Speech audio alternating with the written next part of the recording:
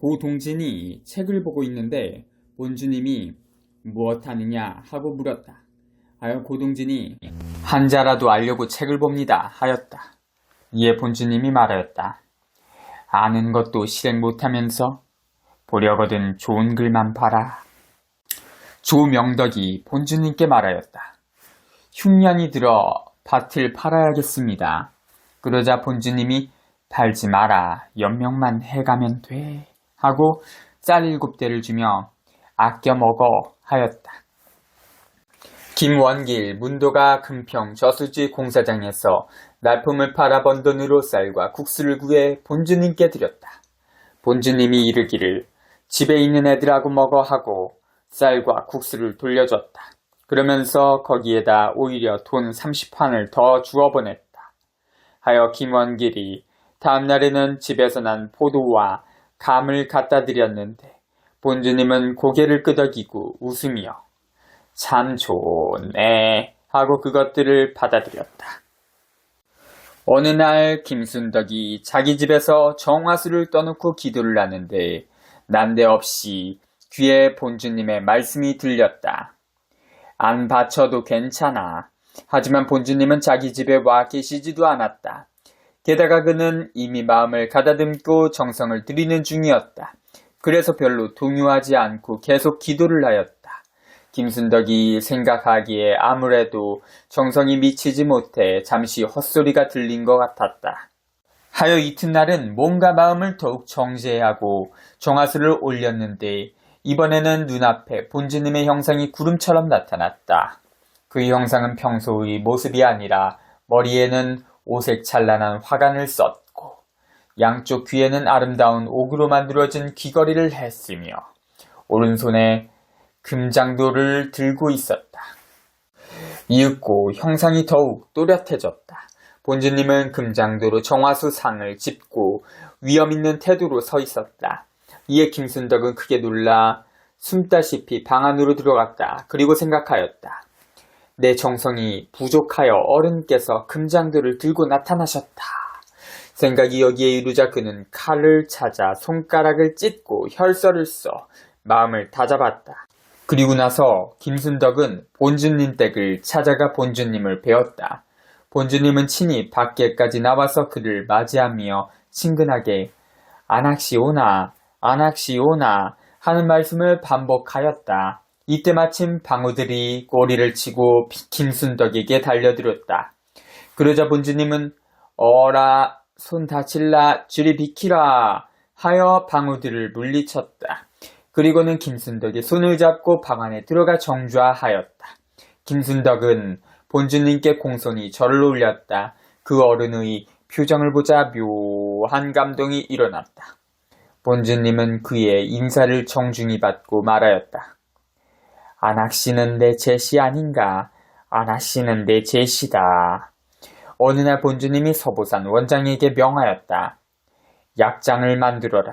하여 원장이 이덕원에게 부탁하여 가죽나무로 약장을 만들어 올렸는디 빼다디 무손잡이는 동으로 했고 자물쇠는 은에다 칠보를 놓아 만든 것이었다.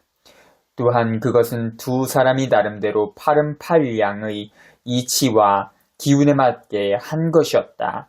이를 본주님이 보고 기뻐하며 이르기를 참 좋네.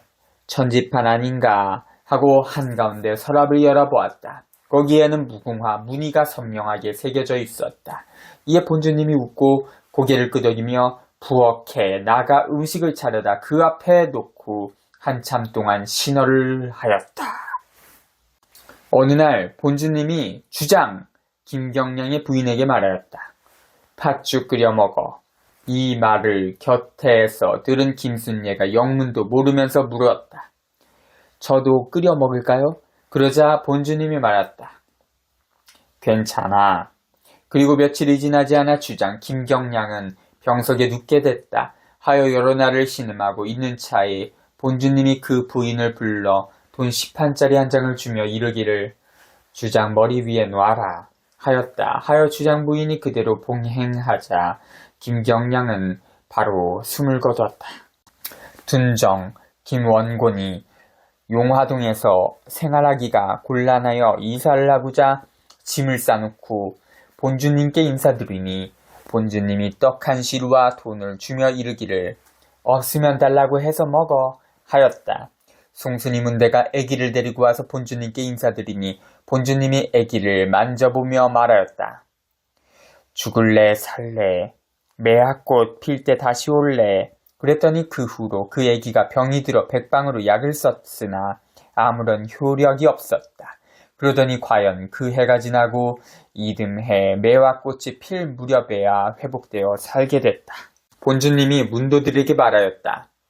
남을 내하면 나도 화를 입고 남을 잘되게 하면 나도 잘 돼. 중이 와서 연보를 하고 목탁을 치니 본주님이 한참 동안 듣고 나서 이제 그만 쳐라 하였다. 임상화는 기계를 만드는 솜씨가 썩 좋은 자였다. 그는 광복 후에 부산에서 20대의 젊은 나이로 철공장을 운영했는데 망치로 미제 드럼통을 펴고 중고 트럭의 엔진을 부착해 버스를 만들어내기도 했다. 말하자면 당시 우리나라에서는 최초로 자동차를 생산한 사람이었다. 지금의 모든 자동차 회사는 바로 그가 창업한 것이라고 한다. 이러한 그가 모든 것을 버리고 인정상간의 문화에 들어 구도에 전념하게 되자 인정상간은 그에게 재관이라는 이름을 지어줬다. 임상하는 그 이름이 아마도 어른께서 당신의 리상을 가지런히 관리하라는 뜻에서 붙여준 것이라 여겼다. 대개 인정상간의 리상은 우리의 원시 조상을 잘 받들어 보시고 사람마다 마음을 바루어 어질고 인정있게 살아가자는 것이었다. 재관이란 이름의 뜻을 그렇게 생각한 것은 임재관 자신뿐만이 아니었다. 경상도 지역 상간진들은 거의 다 그렇게 생각하고 있었다. 하여 그는 한때 어른의 측근에 있으면서 문도들에게 어른의 명을 전하는 일을 맡아서 하기도 했다. 어느 날 인정상간이 임재관에게 말하였다. 여기에 밥솥 걸고 밥해 먹으면 살면 안 좋겠나.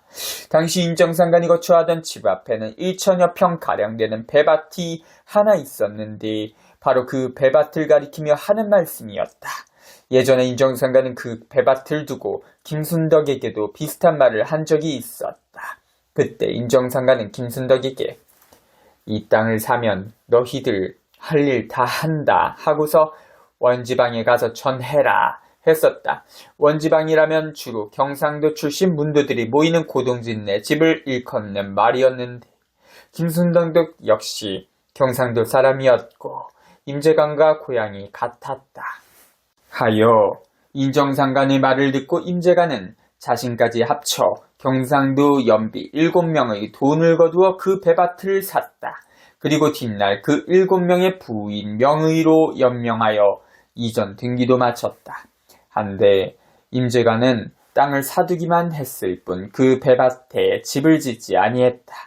즉 밥솥을 걸지 않았는데 이는 임재관을 위시한 경상도 상관진들이 생각을 과람되이 펼쳤기 때문이었다. 그들은 그 터가 바로 성전을 지을 곳이라고 생각했다.